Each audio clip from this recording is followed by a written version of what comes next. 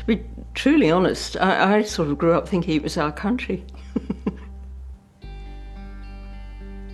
So I was born in Kenya, yes, in 1932. When the war began, I was only a little kid then. I can remember really feeling great affection and love. These are for the people you knew who were limited to perhaps the servants who worked in your home.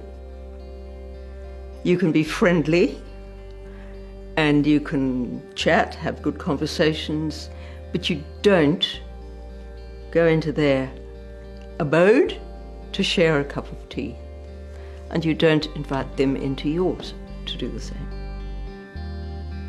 And my grandfather was one of them who herd cattle for the Europeans who had settled in Joro. They never ate together. They had their own little squatter units somewhere far away from the main family house of the European. Like, there was no contact, there was no hugging. I would never have hugged an African. No, growing up or... no, never. No.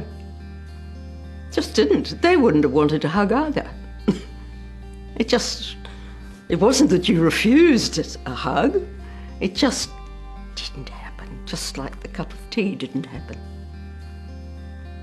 I do know people still who would not want to have that social interaction with their servants or their Africans.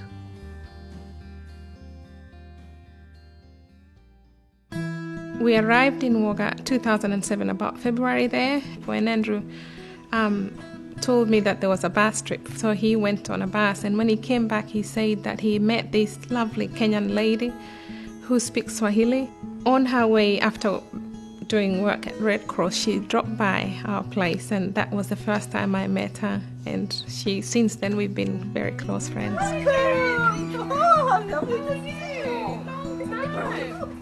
She might think of me as old, and yes, you know, she treats me as grandmother with her children, but actually as people, I just feel we're just person to person, and the age doesn't really matter.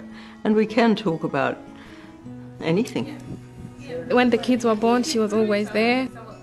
Every year at school, they have a grandmother or grandparents' day. So being here, okay, we thought, who's going to be our grandparent? Of course, Cherry's there. So every time we call Cherry, sometimes we forget that it's Grandparents' Day until Thursday and it's Friday, and we call Cherry and say, yep, I'll be there. What time? 10 o'clock. Yes, she'll be there. And she turns up. My parents came to Australia 3-4 years ago, and they met Cherry. They don't see it as strange, but they just say, you know, she's quite a unique person. In fact, we're planning to visit Kenya together to see where Cherry used to live, and I show her where I grew up, and also to meet my parents who've also met Cherry when they visited here. Vivian was saying, wouldn't it be lovely if she and I went back to Kenya one day in the future and we stayed with her mother and father? And I mean, I would like to do it.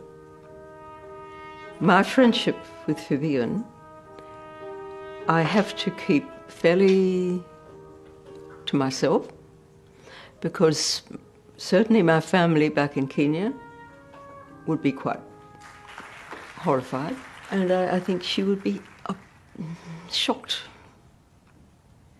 to hear that. If I take Cherry to my village, who would care about that? It's up to me, and it's my relationship with Cherry.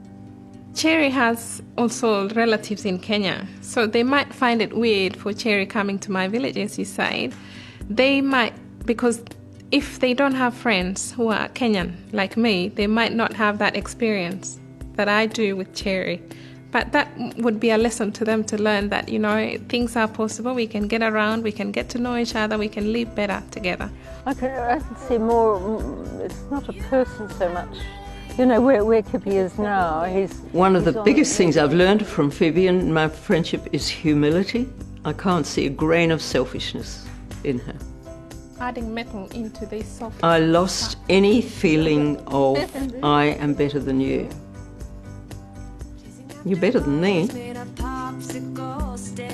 Your attitudes are better. cut off about, you Well, know. we've got no control over it. We can. We've got to trust you guys. As long as I'm alive, I'd like to have Cherry as a friend. Yes, I do love her. I do love her. It's all one. We are, as people, we are one. High in antioxidants for your brain. This is what I've been... Some people are huggers and some people aren't huggers, are they?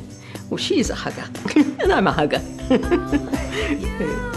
Are you all?